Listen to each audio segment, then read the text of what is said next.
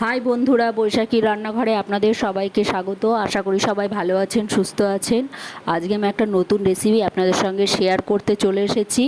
চাল কুমড়ো পাতার পাতুরির রেসিপি। গরম ভাতে এই রেসিপিটি অসাধারণ লাগে।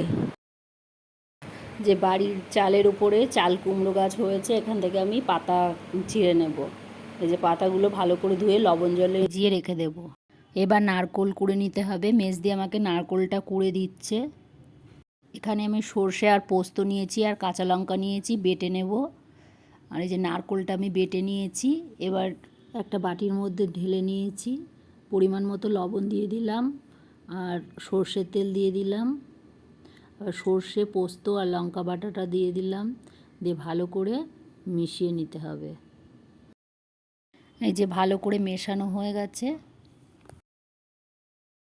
এবার লবণ জলে ভেজানো কুমড়ো পাতাগুলো তুলে একটা প্লেটের ভিতরে তুলে নিয়েছি। এবার নারকোল, সর্ষে, পোস্ত বাটাটা পাতার ভিতরে দিয়ে তার উপরে লঙ্কা দিয়ে এই যে পাতা দিয়ে এইভাবে মুড়িয়ে নিতে হবে। মুড়িয়ে সুতো দিয়ে বেঁধে দিতে হবে।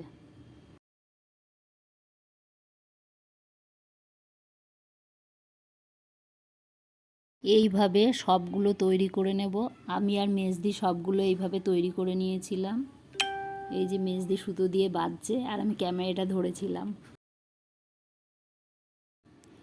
এই যে এইভাবে আমরা সবগুলো তৈরি করে নিয়েছি। এই যে এই দেখুন, কড়াই গরম করে সর্ষের তেল দিয়ে দেব। এবার পাতুরিগুলো ভেজে নেব। একটা প্লেট দিয়ে ঢাকা দিয়ে দেব।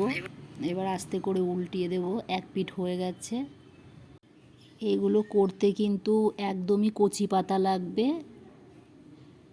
এই যে ঢাকা দিয়ে দিয়ে করতে হবে। এইগুলো কিন্তু মিডিয়াম আঁচে করতে হবে। আবার বেশি সিদ্ধ হয়ে গেলে, উল্টাতে গেলে কিন্তু পাতাগুলো ছিঁড়ে যাবে। আস্তে আস্তে করে উল্টিয়ে দিতে হবে। এই যে এই দেখুন আমার হয়ে গেছে। এবার নামিয়ে নেব। এই যে চাল কুমড়ো পাতার পাতুরি তৈরি হয়ে গেছে। গরম ভাতের সাথে খেতে কিন্তু দারুণ লাগে। এই রেসিপিটি আপনাদের যদি ভালো লেগে থাকে একটা লাইক, কমেন্ট এবং প্রচুর শেয়ার করবেন।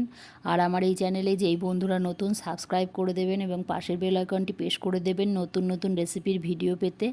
আপনারাও এইভাবে বাড়িতে তৈরি করে দেখুন। আপনাদের কেমন লাগলো কমেন্টে আমাকে জানাবেন।